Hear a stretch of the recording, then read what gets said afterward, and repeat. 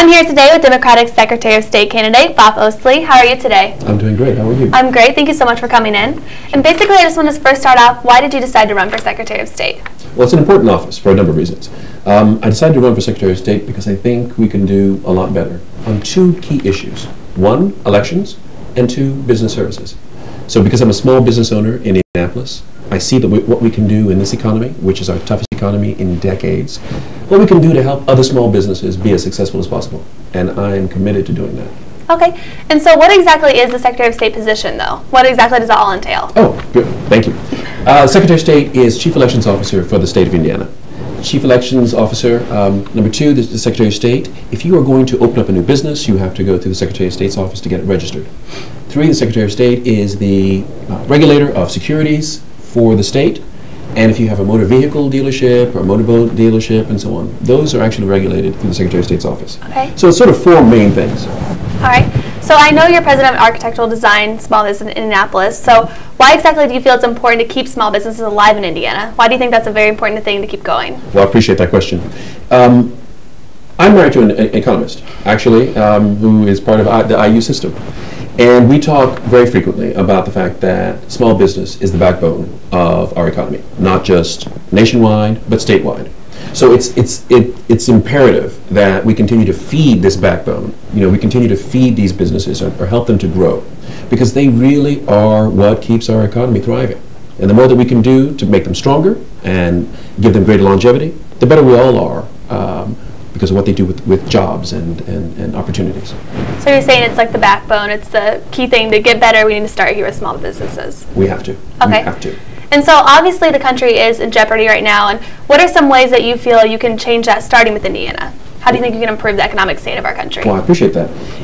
One of the things is, with the Secretary of State's office in business services, it's the very first place you go to if you want to open up a new business. Okay. So if we provide resources or networks for these new businesses to get tied into, they stand a better chance of gaining capacity, gaining in strength, and then ultimately providing jobs.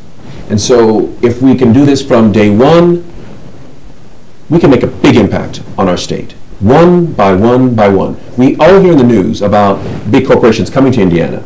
But if you think about it, they're employing 600 people or 1,000 people or something, and that makes news. But we can do that at a rapid pace with small businesses.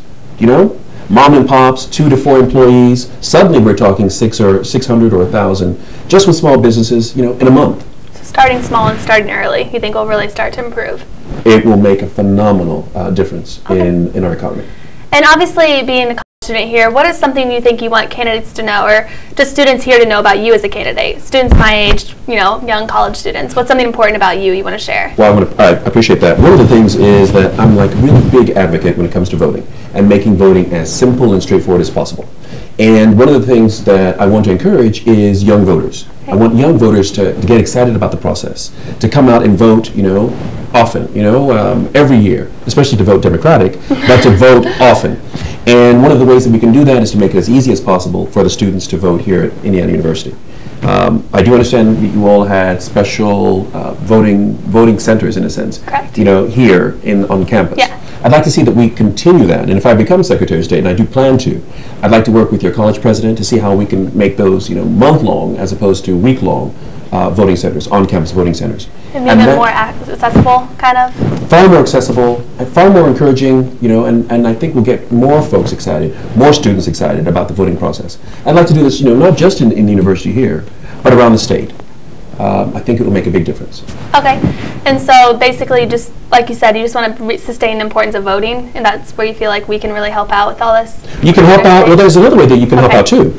We have a state convention. Okay. And this particular office, the nomination for this particular office is actually decided at the state convention, which is June the 26th. What I would ask is, would you all consider being delegates to the state convention? June the 26th, it's an afternoon. Okay. It simply is one form, a simple form, you fill out, you get notarized, you turn into your county clerk by noon on February 19th. And I'll tell you where to find this. I was going to say, just to become, you have to fill out a form? It's as easy as that? It's easy as that. VoteVop.com. Okay. And you pull down the delegate form. And of course, when you get to the convention, I would like for you to vote for Vop. for Secretary of State. Okay. 2010. So there's all I have to do is sign a form and That's it. go through the That's process? It. Go through the process. It gets notarized now. Okay. The form must be notarized. And then passed to your county clerk. But you can find that again, votevop.com. That's an easy way just for students to get involved and kind of help out. Absolutely. Perfect. Absolutely. Okay, so when are the elections? The elections are November, the first Tuesday after the first Monday in November. And it's right around the corner. It is critical, and especially at a time like this. We have a number of House seats that are up. Oh, by the way, Secretary of State, the 50-50, if we go 50-50 in the House, it's the Secretary of State who actually provides the 51st vote, or the deciding vote. The deciding vote. It's an important office. Okay.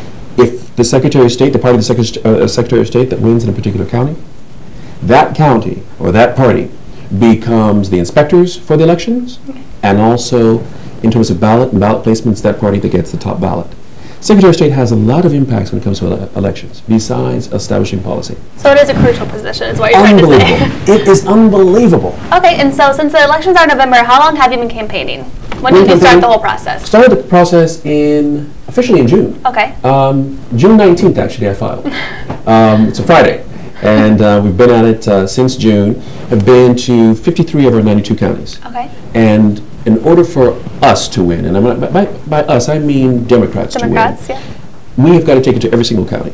So as I said, 53 counties, been on the road tens of thousands of miles, literally. Lots of hours. Lots of hours. Just the other day we were on the road for 18 hours.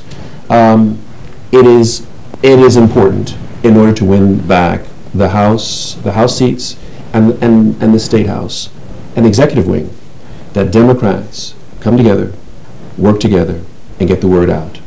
So I've been at it for 8 months, but I want to be at all 92 counties by the end of the process. Well, even before the end of the process, by the convention. Okay. So that we can continue to coalesce and get the Democrats in the various communities, gather together, unify. United, working together. Absolutely. And then I think we can give the right message. Jobs is not a Democratic issue. Jobs is a Hoosier issue. And the more that we can get folks to understand we need to get behind this, we can make a difference, I think the better off the state will be. I agree. Well, thank you so much. Best of luck in the future. We appreciate you coming in. And we're going to take a quick break. When we return, we'll have more news. Stay tuned.